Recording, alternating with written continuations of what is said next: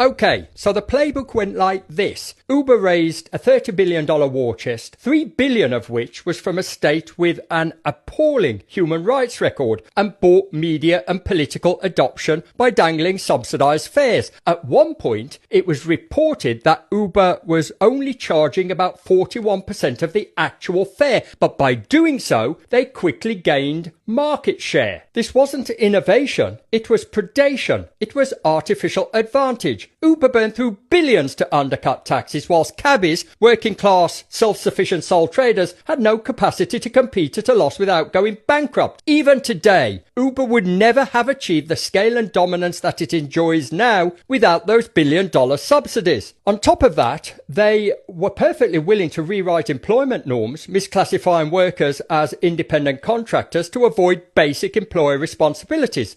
But, what agitated me the most was the cheerleading. Editors like Christian May at City AM and Asa Bennett at The Telegraph revelled in presenting this as a fair, legitimate contest when it was anything but.